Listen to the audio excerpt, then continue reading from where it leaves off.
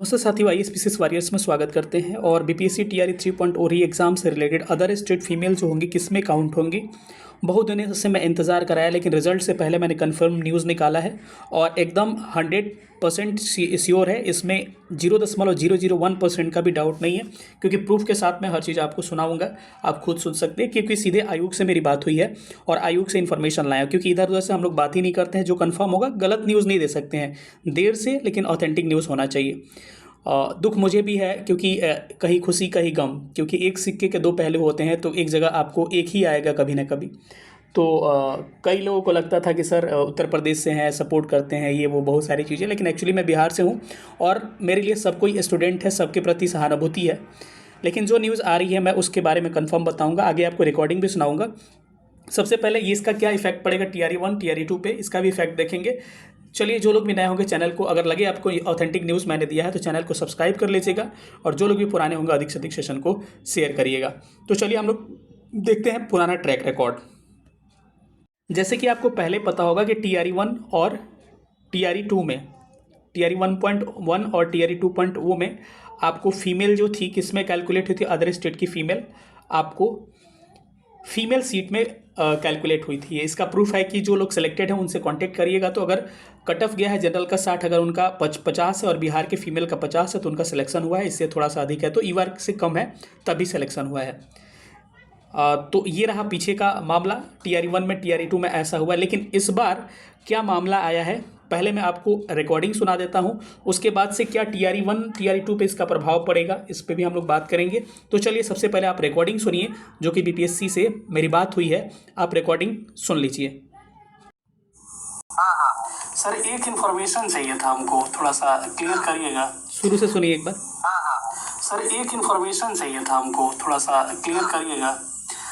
जैसे कि जो टीचर का एग्जाम हुआ है, ठीक है, तो सर अदर स्टेट फीमेल को ईवार में कैलकुलेट किया जाएगा कि फीमेल में, ये समझ में नहीं आ रहा है। ये चीज़ें बड़ा कंफ्यूज करता है। उनके लिए कोई भी आरक्षण नहीं है, मतलब अंदर कैटेगरी में मानी जाएगी। फिर से एक बार सुनिएगा आप लोग, क्या कहा गया, उनके द्वारा कहा गया उनको कोई आरक्षण नहीं है, उनको जनरल कैटेगरी में माना जाएगा। फिर से मैंने इसको घुमा के पूछा कि ऐसा तो नहीं है कि ईवार फीमेल वाले जनरल की बात करें। फिर से सुनिए। उनके लिए कोई भी आरक्षण नहीं है, मतलब अंदर कैटेगरी में मानी जाएगी। मतलब कि जी कोई जी, आरक्षण का लाभ नहीं मिलेगा, ठीक है। यानी कि ईवार सुन पा रहे हैं, यहाँ पे कहा जा रहा है कि उनको किसी भी आरक्षण का लाभ नहीं मिलेगा। फिर से सुनिए एक बार। जी कोई जी, आरक्षण का लाभ नहीं मिलेगा, ठीक है। यानी कि ईवार में आएंगे वो। सब युवा जनरल, अच्छा, जो टीआरई 1 सब ईवार जनरल। यो, सब युवा जनरल। अच्छा, जो टीआरई 1 2 में लेकिन लिया था ना, उसको वैसा नहीं होगा। नहीं। ठीक है सर, थैंक यू।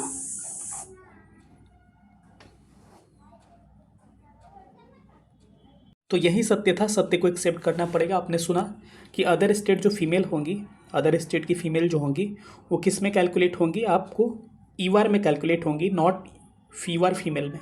यानी कि इनको आरक्षण का कोई लाभ नहीं मिलेगा। ईवार जिसको हम लोग जनरली मेल बोल देते हैं, लेकिन ईवार कैटेगरी ईवार होता है, इसमें कोई नहीं होता है। तो इसमें जो होता है केवल सारे कैटेगरीज आ जाते हैं, जिस कैटेगरी के आपके उस कट ऑफ मार्क्स से ऊपर जाता है वो लोग आ जाते हैं, उसी में कैलकुलेट होंगी कौन सी ईवार आपकी फीमेल लोग अदर स्टेट की। ये न्यूज़ क्या है, ऑथेंटिक है, और मैंने आपको सब चीज़ सुना दिया, आपको आपने सब चीज़ सुन लिया।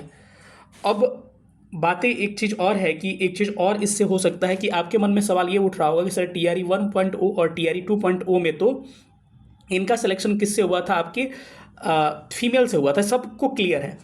तो एक बात और सुन लीजिए, एक संभावना, शायद ये चीज़ बुरा लगे लेकिन जो सच है मैं बोलूँगा इससे। आपने एक चीज़ देखा होगा कि सीटेट में जो लोग फीमेल ईवार कैटेगरी से पास नहीं किए थे, या 90 नंबर वाले जो इससे कम थे, उनको क्या किया गया, फिर से दोबारा बाहर किया गया, फिर से दोबारा सिलेक्शन के बाद से भी बाहर किया गया था। अभी आप फिर से देख रहे होंगे सुप्रीम कोर्ट में एक निर्णय चल रहा था, और उस एक कोर्ट में निर्णय चल रहा था, और उसमें क्या हुआ था, डीएलएड की बातें चल रही थी। डीएलएड की बातें चल रही थी कि डीएलएड में एनआईओएस वाले जो लोग हैं, जो एनआईओएस से डीएलएड किए हैं, उनको आगे से तो बंद कर दिया गया टीआरई के एग्ज़ाम में लेना। लेकिन फिर से सवाल ये उठ गया कि टीआरई 1 और टीआरई 2 में जो सिलेक्टेड कैंडिडेट है क्या उनका क्या होगा। तो सवाल ये भी आता है कि इनको भी बाहर किया जाएगा।